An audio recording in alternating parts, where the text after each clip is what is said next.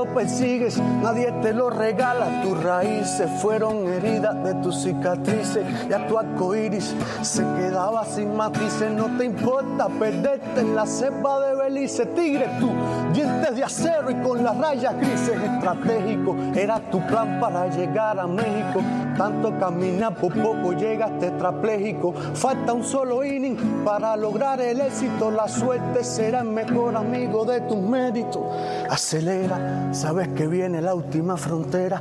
Te guardan, te aprietan los grilletes de la espera. Le das gracias a... Buena, mi gente, esto es Cuba en Caliente. Nada, mi gente, hoy estamos con otro programa más de Cuba en Caliente. Hoy va a ser nuestro primer programa editado por nosotros mismos, por mi esposa y por mí. Les pido disculpas, cualquier problema que vean, algún bache. Ya tenemos más de 50 años y esto es una tarea nueva. Pero bueno, no es un reto que no se pueda cumplir. El programa de hoy trata, primero que todo vamos a darle gracias al Toque, ese canal que nos está cediendo programas y toca cada tema que sinceramente son muy interesantes. Vamos a tratar el tema hoy de la economía planificada que tiene el socialismo. ¿Es buena? ¿Es mala?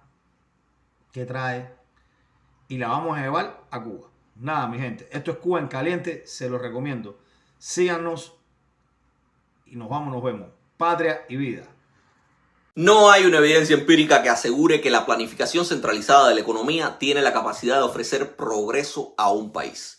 Los países comunistas que han alcanzado determinado nivel de desarrollo económico en los últimos tiempos es porque han abandonado ese sistema. Sin embargo, en Cuba el Partido Comunista sigue en las mismas. Una evidencia clara de que lo menos que quieren para los cubanos es progreso.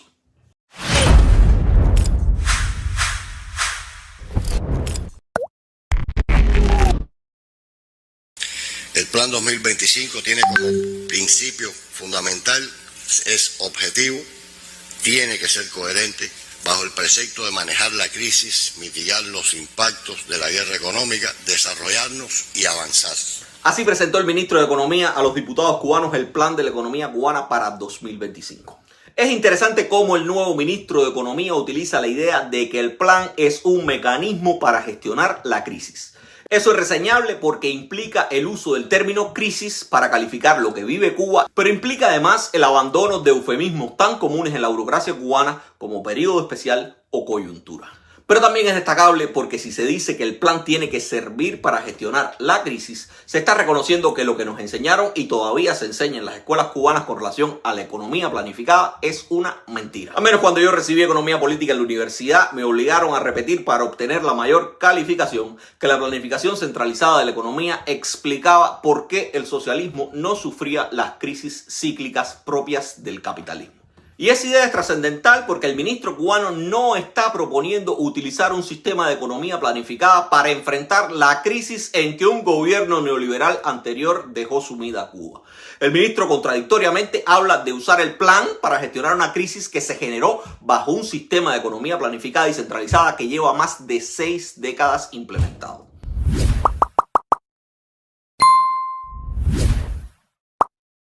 El ministro contradice lo que dice Lenin. Reconoce que en los sistemas socialistas también hay crisis, pero lo peor que hace el ministro no es contradecir a alguien que está embalsamado en Moscú. Lo peor que hace el ministro es proponer como antídoto la misma causa del problema.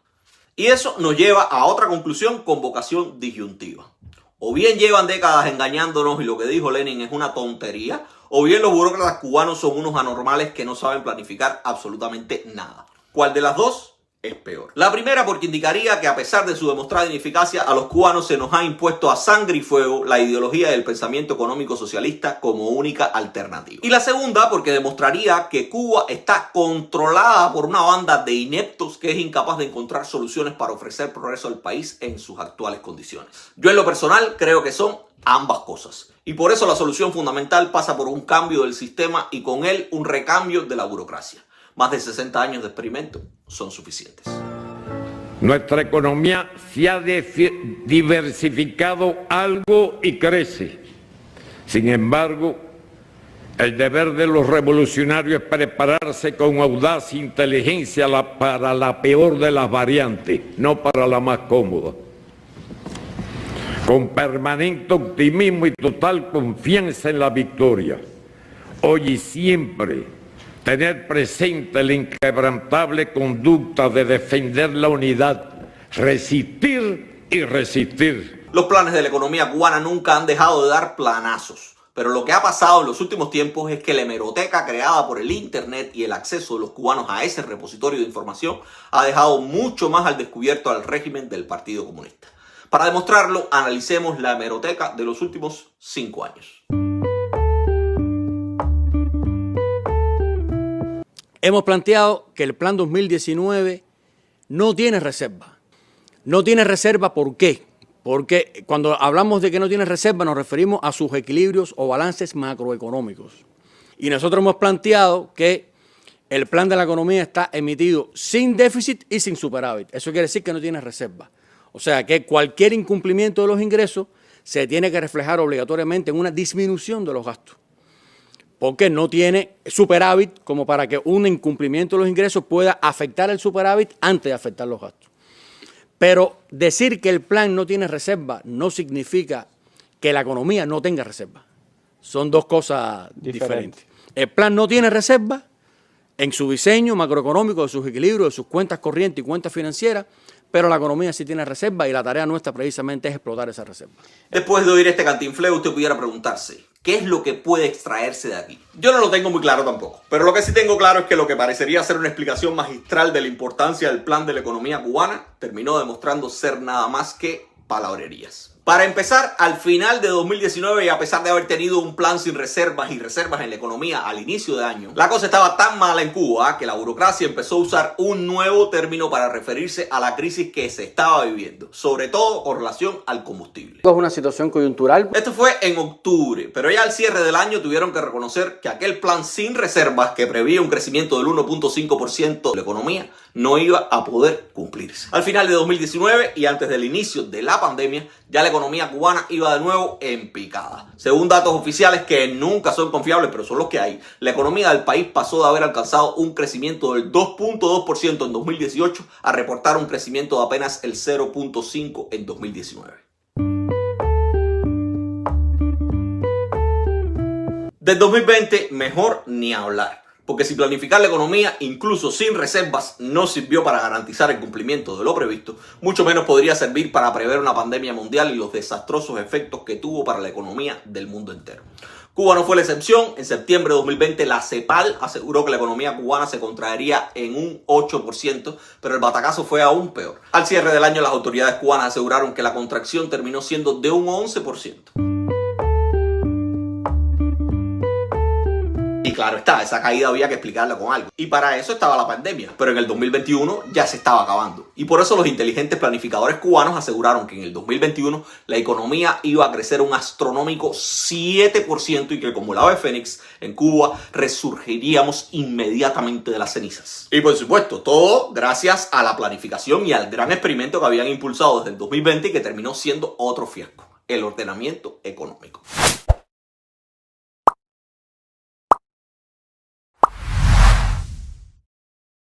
El ministro de Economía entonces aseguró que en 2021 Cuba vería cómo el ordenamiento económico sería el incentivo natural para el aumento de las exportaciones del país, que debían crecer en 2021 un 19%. También recordemos que hemos dado ya algunos pasos para incentivar las exportaciones del sector no estatal a través de empresas estatales. El ordenamiento monetario es un incentivo natural a la exportación. Se está avanzando en todo lo vinculado con el fomento de exportaciones en los territorios y esta es una tarea, pudiéramos decir, de primer orden, un primer objetivo, para calificarlo así, del plan de la economía del próximo año, que es alcanzar como mínimo un crecimiento del 19%. ¿Te cuento la historia de lo que pasó a finales de 2021? Yo sé que tú eres lo suficientemente informado e inteligente para saberlo o por lo menos imaginártelo. No obstante, te lo cuento porque de lo contrario lo estarías viéndome, ¿no? Según las cifras oficiales, de aquel 7% planificado a inicios de año, la economía cubana al cierre de 2021 creció apenas un 1.3%. Pero a pesar de no cumplir con el superplan del 2021, ese teórico crecimiento del 1.3 fue suficiente para que los burócratas cubanos aseguraran que había comenzado una reanimación de la economía y que además esa reanimación generaba esperanzas en el pueblo. Primero, entender que para que este proceso de reanimación económica que hemos iniciado, que ha levantado una esperanza, una alegría en la población, que se manifiesta en los últimos encuentros que hemos tenido, se manifiesta cuando uno va a los barrios, se manifiesta en las respuestas que están dando colectivos de trabajo en el ambiente de la población en medio de la situación difícil, compleja que todavía tenemos de desabastecimiento y de carencia. Y en esa misma oportunidad que se daban palmaditas en la espalda a pesar del desabastecimiento, volvieron a ratificar que el plan era el mecanismo que tenía Cuba para enfrentar las dificultades y pronosticaron entonces un crecimiento esta vez del 4% para el año 2022. ¿Quieres que te cuente de nuevo lo que pasó a final de ese año? Mira, si me erizo. Mira, yo me erizo. Yo sé que no hace falta que te lo cuente, pero igual a lo mejor hay algunos que tienen dificultades con la memoria a corto plazo y aprovecho y les dejo entonces la reseña. Pues nada, a mediados de 2022 Gil volvió a repetir que estaba en un proceso de reanimación económica que lo que necesitaba era aligerar el paso. En realidad, nosotros dijimos que perdimos 3.000 millones de dólares en 18 meses de ingresos. Ahora hemos empezado a recuperarnos. Muy buena noticia, pero hay que agilizar el paso. Y tenían tanto interés en insistir en que iban por el buen camino y que todo marchaba como estaba planificado, que llegaron a afirmar en la Asamblea Nacional que en el primer trimestre de 2022 la economía cubana había crecido más de un 10%. Y claro está, la guayaba estaba tan dura que hasta uno de los ventrílocos con cargo de diputado tuvo que mostrar su asombro. Si a mí me dicen, tienes que dar una asamblea ahora, donde soy diputado, y expresa ahí cómo estamos creciendo un 10%, yo no sé. Porque hoy el pensamiento de la población es otro. Es difícil, con la cantidad de apagones que tenemos, cómo le vamos a hacer llegar al pueblo toda esta información cuando no sabemos quién está hoy en apagón, quién está no. Yo lo tuve anoche hasta las 3 de la mañana, porque lo vivo diariamente. Y es constantemente el trabajo político lo que tenemos que hacer con la comunidad y con el pueblo y con la propia familia. Esto que vimos fue a mediados del 2022. Después de esto, a finales de 2022, parece que el aumento del ritmo en la reanimación de la economía tampoco fue suficiente para cumplir con lo planificado y los mismos burócratas que a mediados de año dijeron que la economía cubana había crecido más de un 10%, terminaron por reconocer que ese crecimiento no llegaba ni a la mitad de lo planificado al inicio de año. Al cierre de 2022, la economía cubana solamente creció un 1.8 de un 4% planificado. No obstante, a los fallos del plan, la burocracia siempre le busca explicaciones. Explicaciones que parten invariablemente de reconocer que siempre se puede estar peor de no ser por la obra de la revolución. Si las vacunas salvaron este país, si a nosotros nos hubiera coincidido el pico Delta con el pico Omicron, con supertanqueros, con Saratoga y con Ian sin vacunas, yo no sé, esta asamblea posiblemente estuviera dándose en una trinchera. En una trinchera. Lo que pasa es que el heroísmo de este pueblo es tan extraordinario que a veces lo real maravilloso y no nos damos cuenta de todo lo que nosotros hemos superado en estos 2 años y medio. Y aquí estamos. Y aquí estamos.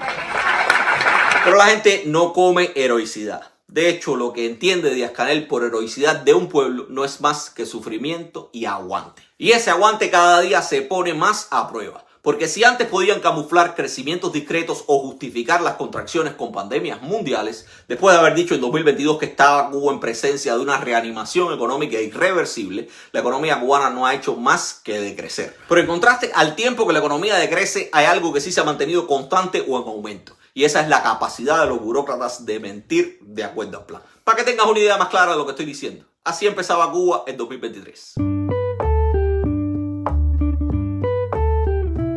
El 2023 debe ser un año mejor. Como parte de esa promesa que primero hizo Gil y después ratificó Díaz-Canel, se anunció un crecimiento económico para 2023 de entre un 2 y un 3%. Pero al final del año, ¿necesitas todavía que te cuente? Para nosotros poder mejorar. Pues no hay problema, como dice el refranero popular, recordar es volver a vivir.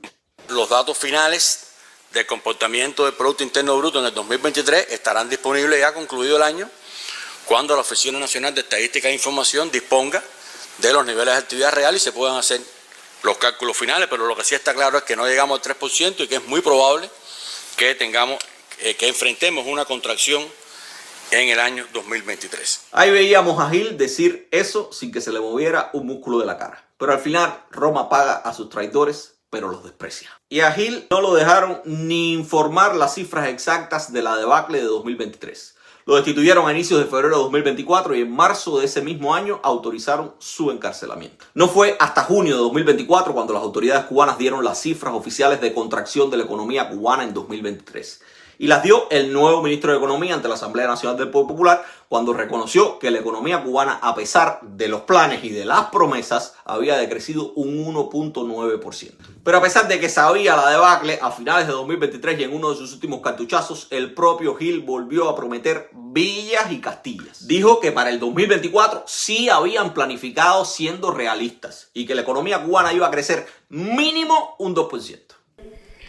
Estamos proyectando para el año 2024 un crecimiento mínimo del Producto Interno Bruto a precios constantes en el entorno de un 2%.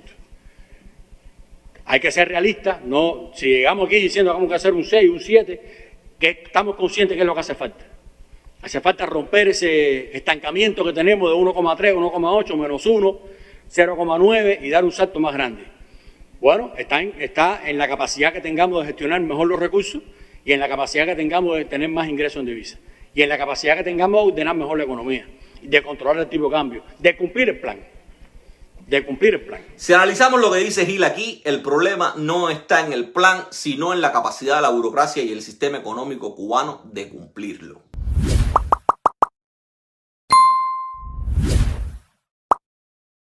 Y eso nos lleva a la idea inicial del video. ¿Qué es peor? ¿Que los planes centralizados no funcionen o que la capacidad de los burócratas y el sistema no dé ni para cumplirlo? Hay que decir que los ingresos totales en divisa al cierre del año no se van a cumplir, como ya se informó en las comisiones, y que el impacto fundamental es que no se cumplen los ingresos por las exportaciones, tanto de bienes como servicios. El año ha sido complicado, lo hemos expresado, ha sido fuertemente impactado el turismo, ha sido fuertemente impactado otros sectores exportadores y todo ello ha incidido en estos resultados. Después de ver cosas como estas, nadie debería ponerse bravo con quienes aseguran que es una pérdida de tiempo seguir hablando de reformas en un sistema irreformable. Toda la evidencia acumulada hasta aquí lo que demuestra es que la esencia misma del sistema es contradictoria.